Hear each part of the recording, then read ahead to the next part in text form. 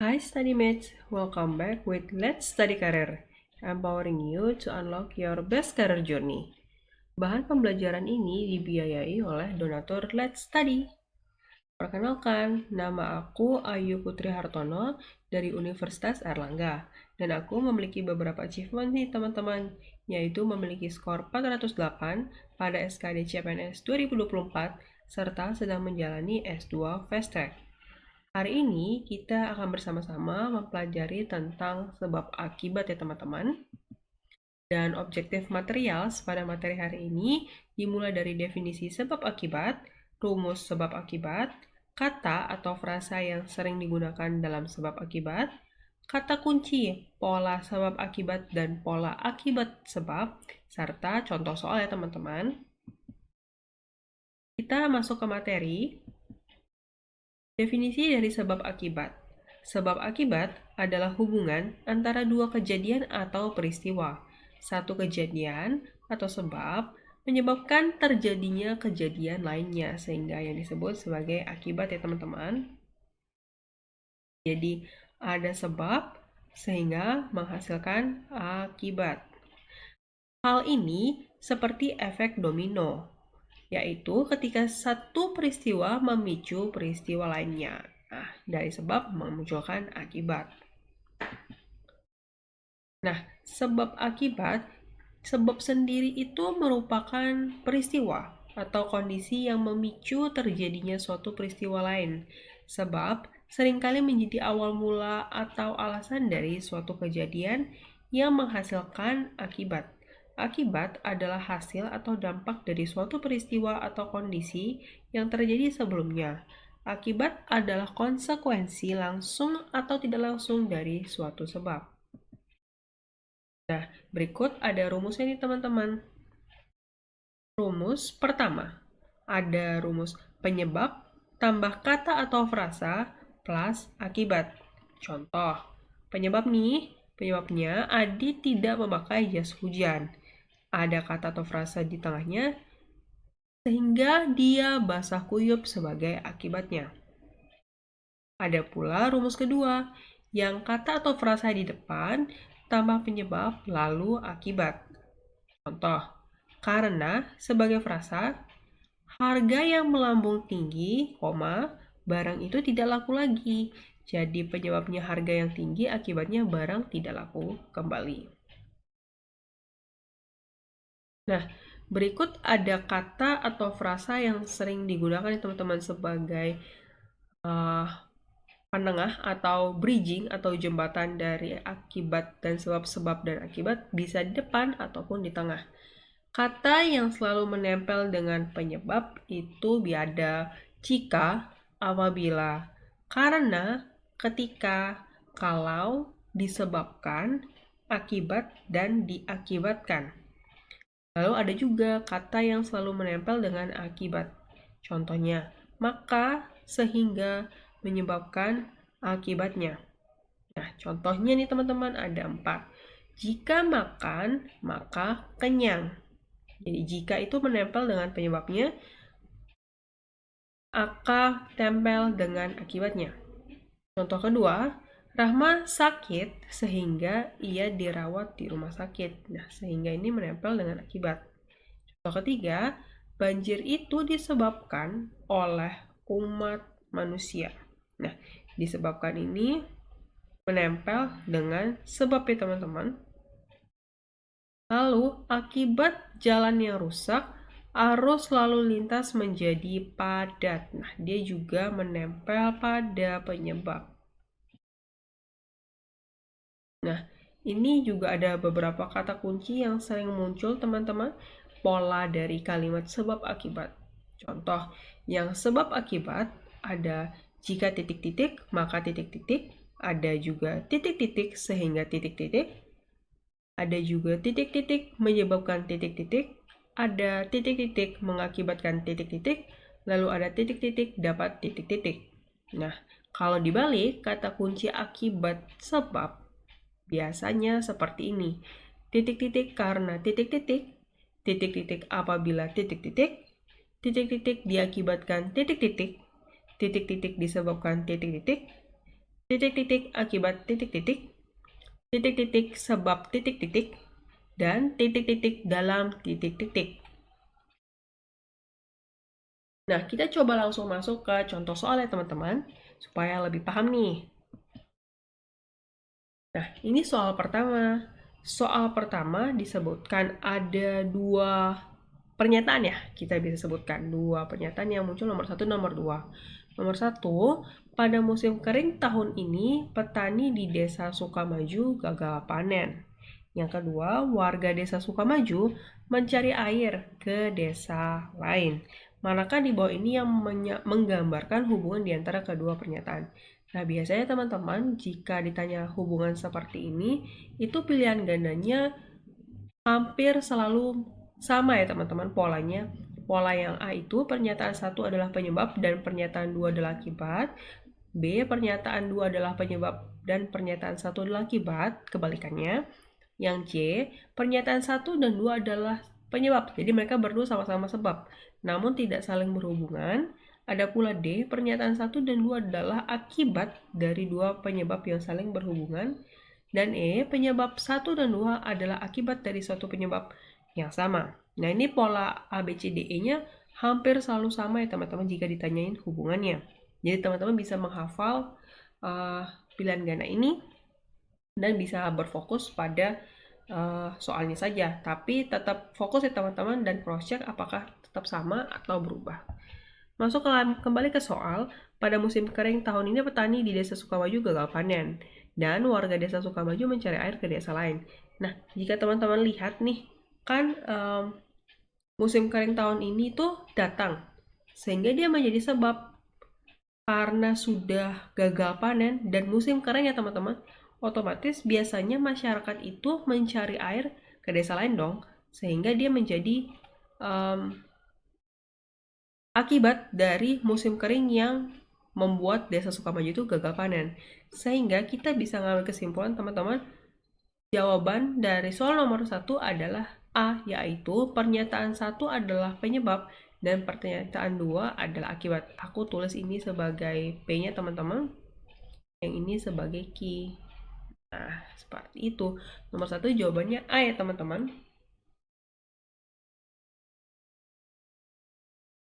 Lalu kita masuk ke soal nomor 2. Soal nomor 2, pernyataannya ada 2. Jumlah siswa TK yang suka menyanyikan lagu anak-anak semakin meningkat. Banyak acara di TV menyelenggarakan lomba menyanyi lagu anak-anak. Manakah di bawah ini yang menggambarkan hubungan di antara kedua pernyataan tersebut? Nah, teman-teman lihat lagi, pilihan gandanya kan sama ya, seperti nomor 1. Dan teman-teman bisa lihat mana sih yang sebab, mana akibat, atau dua-duanya justru sebab, atau dua-duanya akibat, atau mereka tidak berhubungan. Kalau kita lihat opsi yang A, kalau misalnya nomor 1 ini sebab, sepertinya tidak mungkin ya. Karena nomor 1 ini lebih menunjukkan kecenderungan sebagai akibat. Karena anak-anak, ada fenomena anak-anak yang suka menyanyikan lagu anak-anak kembali nih. Kalau begitu kita bisa lihat opsi yang B teman-teman. Pernyataan 2 sebagai penyebab. Kita lihat ya.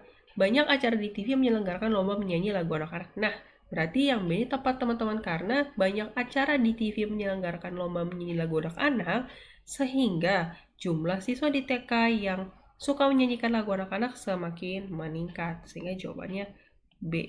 Jadi yang ini adalah penyebab, ini adalah akibat.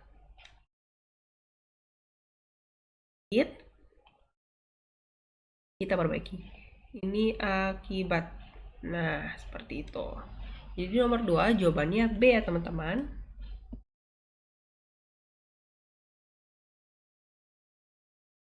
Lalu kita masuk ke soal nomor 3. Soal nomor 3, agen perumahan memberi penawaran khusus untuk pembelian rumah. Pemerintah membuat kebijakan ganti rugi bagi warga yang terkena dampak pembangunan. Nah, apa sih hubungan di antara dua pernyataan di atas? Kalau kita lihat secara saksama ya teman-teman. Pernyataan pertama ini tidak begitu jelas kecenderungan apakah dia menjadi sebab atau akibat. Sehingga kita lompat dulu ke pernyataan kedua.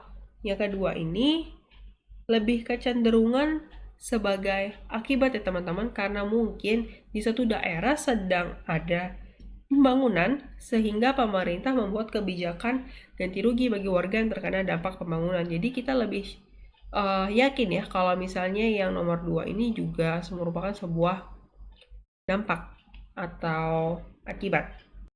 Nah, teman-teman jadi bisa lihat nih ya, kalau misalnya kita mengambil asumsi bahwa ada pembangunan di suatu daerah, ini menjadi lebih make sense ya teman-teman, bahwa pernyataan pertama dan pernyataan kedua menjadi suatu akibat dari penyebab yang sama, yaitu pembangunan di daerah tersebut. Kalau misalnya pembangunan, tentu pasti ada pembelian rumah yang semakin meningkat, pembangunan rumah juga, baik infrastruktur dan lain-lain. Sehingga kita bisa ngambil kesimpulan nih teman-teman bahwa yang nomor 1 dan nomor 2 sama-sama merupakan akibat dari penyebab yang sama, yaitu pembangunan di daerah. Jawabannya ya teman-teman untuk nomor 3.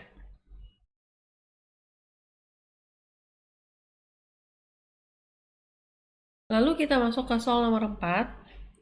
Soal nomor 4 menyatakan penegak hukum tidak menjalankan tugas secara sungguh-sungguh.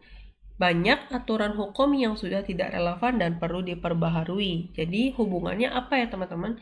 Nah, kalau teman-teman melihat ini sudah lebih jelas ya teman-teman, mana yang akibat, mana yang sebab. Karena hukum banyak yang tidak relevan atau expired ya teman-teman, out of date, dan perlu diperbaharui, maka penegakan hukum tidak menjalankan tugas secara sungguh-sungguh. Jadi karena tidak ada hukum yang menaungi secara lebih kontemporer teman-teman. Jadi nomor 4 ini jadi lebih mudah untuk menjawab. Jawabannya adalah B. Pernyataan 2 adalah penyebab dan pernyataan 1 adalah akibat dari sebab tersebut. Jadi nomor 4 jawabannya B ya teman-teman.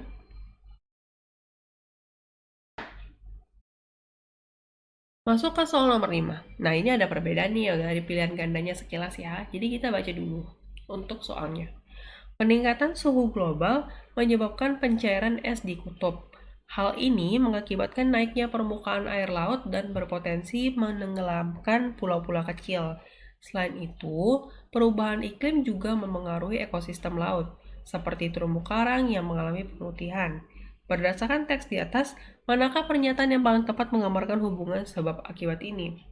Oke, jadi ada peningkatan suhu global yang membuat banyak ya akibatnya, ada naiknya permukaan laut, menenggelamkan pulau, dan juga ada mempengaruhi ekosistem laut atau pemutihan terumbu karang. Jadi kita lihat aja teman-teman dari pilihan gandanya mana yang paling tepat untuk menggambarkan hubungan sebab akibat ini. Yang A, pencairan es di kutub disebabkan oleh naiknya permukaan laut. Salah ya, karena pencairan es kutub itu hadir karena peningkatan suhu global. Yang B, terumbu karang yang mengalami pemutihan menyebabkan peningkatan suhu global. Kebalikannya ya teman-teman, suhu global yang menyebabkan pemutihan terumbu karang. Yang C, peningkatan suhu global menyebabkan pencairan es di kutub dan naiknya permukaan air laut. Nah ini sudah tepat ya teman-teman, tapi kita bisa cross check terlebih dahulu dengan opsi jawaban berikutnya. Yang D, naiknya permukaan air laut menyebabkan perubahan iklim. Kebalikan lagi ya teman-teman, harusnya perubahan iklim yang menyebabkan naiknya permukaan air laut. Dan yang E, perubahan iklim hanya mempengaruhi ekosistem darat, bukan laut. Nah, ini tidak ada di informasi ya, tidak relevan, sehingga jawabannya adalah C. Untuk 5, soal nomor 5 jawabannya adalah C ya teman-teman.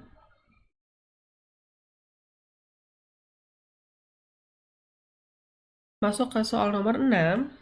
Soal nomor 6, penggunaan pupuk kimia secara berlebihan dapat menyebabkan pencemaran tanah dan air. Hal ini terjadi karena pupuk kimia mengandung zat-zat berbahaya yang tidak dapat diuraikan oleh alam. Akibatnya kualitas tanah menurun dan air tanah menjadi tercemar. Apa akibat utama dari penggunaan pupuk kimia secara berlebihan? Oke, kita lihat aja ya teman-teman, karena akibatnya di sini ada beberapa. Kita lihat dulu opsi kita di pilihan ganda. Yang A, meningkatkan kesuburan tanah, otomatis salah. Yang B, pencemaran air dan tanah, bisa jadi kita tandai terlebih dahulu. Yang C, menurunnya populasi serangga, tidak relevan, tidak ada di informasi. D, meningkatkan kualitas air tanah, juga salah. Yang E, pupuk kimia tidak berpengaruh pada lingkungan. Ini juga salah ya teman-teman. Sehingga jawaban kita adalah B. menjadi opsi yang tepat akibat dari penggunaan pupuk kimia secara berlebihan. Kita masuk ke soal nomor 7. Soal nomor 7 mengatakan, kurangnya tidur dapat menyebabkan penurunan konsentrasi dan daya ingat. Hal ini terjadi karena otak tidak mendapatkan waktu yang cukup untuk beristirahat dan memproses informasi. Akibatnya, produktivitas seseorang dapat menurun. Mengapa kurang tidur dapat menurunkan produktivitas seseorang? Berdasarkan teks di atas, tentukan apakah pernyataan tersebut berikut benar atau salah. Yang pertanyaannya kan, mengapa kurang tidur dapat menurunkan produktivitas seseorang? Nah, jawabannya ini ya teman-teman, tidak mendapatkan waktu yang cukup untuk beristirahat dan memproses informasi. Lalu kita lihat ya, jawaban kita di pilihan ganda. Wah, dari yang A sudah kelihatan teman-teman, otak tidak mendapatkan waktu yang cukup untuk beristirahat. Kita tandai terlebih dahulu. Yang B, karena tubuh membutuhkan lebih banyak energi saat kurang tidur. Salah juga, tidak relevan. C, karena kurang tidur menyebabkan peningkatan stres. Nah, ini juga tidak disebutkan ya pada informasi. Yang D, karena kurang tidur meningkatkan nafsu makan. Nah, ini juga tidak ada di informasi. Serta yang E, kurang tidur membuat seseorang lebih kreatif. Ini juga tidak ada di informasi. Sehingga jawaban kita pada nomor 7 adalah A ya teman-teman. Jadi lebih mudah. Penyebabnya adalah kurang tidur, akibatnya kebalik teman-teman. Penyebabnya otak tidak mendapatkan waktu tidur yang cukup dan akibatnya produktivitas seseorang menurun. Kalau nomor 7 jawabannya A ya teman-teman. Lalu kita masuk ke soal nomor 8. Soal nomor 8 agak panjang nih ceritanya. Bear with me ya. Dalam beberapa tahun terakhir, jumlah kasus obesitas di kalangan anak-anak meningkat secara signifikan. Para ahli kesehatan menyatakan bahwa salah satu faktor utama penyebab obesitas adalah konsumsi makanan cepat saji yang tinggi kalori dan rendah nutrisi. Selain itu, kurangnya aktivitas fisik juga turut berkontribusi terhadap masalah ini. Anak-anak sekarang lebih banyak menghabiskan waktu di depan layar gadget daripada bermain di luar rumah. Hal ini menyebabkan pembakaran kalori yang tidak seimbang dengan asupan makan yang dikonsumsi. Berdasarkan teks di atas, manakah pernyataan berikut yang paling tepat menggambarkan hubungan sebab akibat? Oke, kita ditanya sebab akibatnya langsung nih. Seperti biasa, kita lihat jawaban kita di pilihan ganda.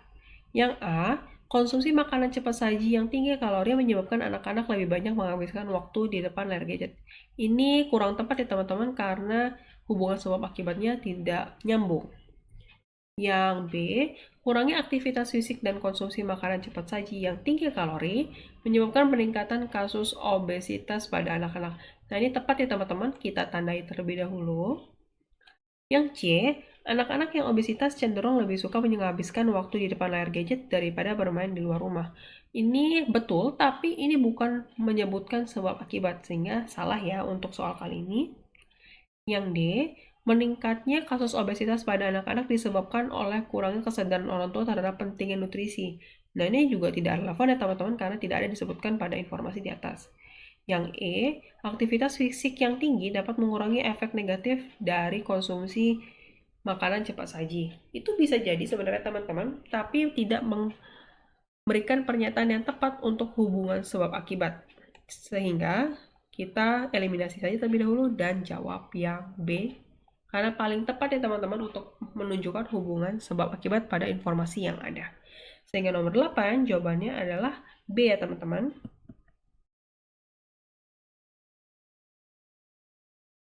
Lalu kita masuk ke soal nomor 9. Nah, soal nomor 9 ini sama seperti soal-soal di depan ya teman-teman, yang pilihan gandanya ada pola tertentu. Jadi teman-teman bisa menghafal dan melihat ya ciri-ciri pola dari pilihan ganda seperti ini.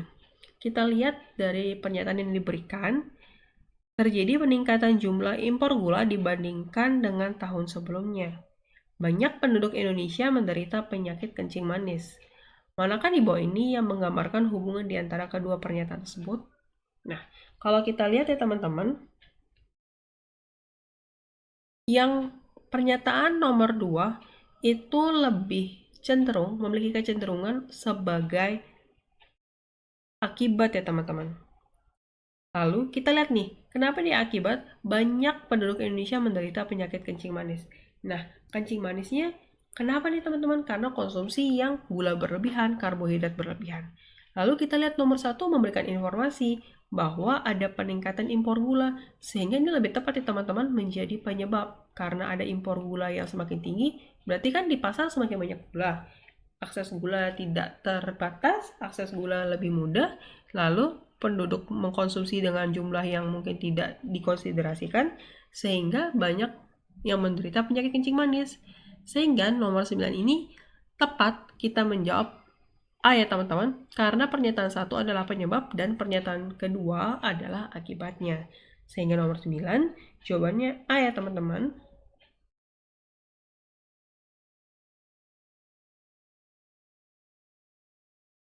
Lalu masuk ke soal nomor 10. Soal nomor 10 menyatakan, terjadi banjir bandang di daerah tersebut. Lalu ada banyak pohon di hutan ditebang secara ilegal. Manakah di bawah ini yang menggambarkan hubungan antara pernyataan 1 dan 2? Nah ini juga cukup mudah ya teman-teman. Kalau kita memperhatikan pola informasinya, karena pohon di hutan ditebang secara ilegal, maka banjir bandang terjadi. Cukup mudah ya teman-teman untuk melihat informasi nomor 10 ini, sehingga safe to say kita bisa menjawab nomor 10 ini B teman-teman. Pernyataan 2 adalah penyebab dan pernyataan 1 adalah akibat. Sehingga nomor 10 jawabannya B ya teman-teman.